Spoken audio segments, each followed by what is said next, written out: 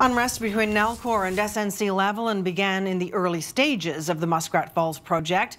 Details of the disconnect between the two companies was evident at the Muskrat Falls inquiry today. NTV's Kellyanne Roberts joins us live with details on that. Kellyanne? Well, Lynn, Nalcor employee Pat Hussey was on the stand today at the Muskrat Falls inquiry, and through his testimony, it became clear that issues between SNC-Lavalin and Nalcor began not long after SNC signed its contract with Nalcor back in 2011. SNC-Lavalin was hired to do engineering, procurement, and construction management work on the mega project. But SNC had struggled before the contract was even signed to find people willing to work in Newfoundland and Labrador. Was it clear to you even at the bid stage that SNC were struggling to find the right people? Yes. As the project progressed, Pat Hussey testified there was a disconnect between SNC engineers and Nalcor.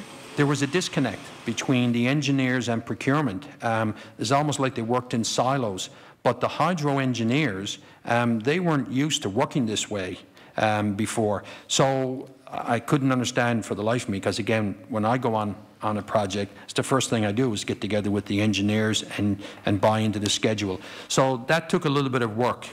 Nalcor moved to an integrated team not long into SNC-Lavalin's contract, hoping to mitigate engineering issues.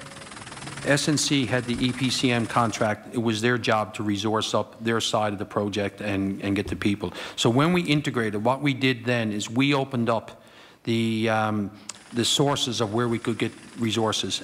Hussey also addressed job posting issues that had been raised in the Innu Nation's testimony yesterday. There were some issues with hiring. I can remember 2 incidents where someone mentioned it to me. I couldn't help them or answer them. What I did is I took that back to the office. So what I did is I just brought it back to the office and I told them, look, here's a complaint I heard. You need to do something about it or look into it or contact someone.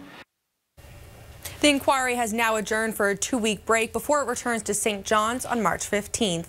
Lynn? Thank you very much. NTV's Kellyanne Roberts reporting live for us this evening.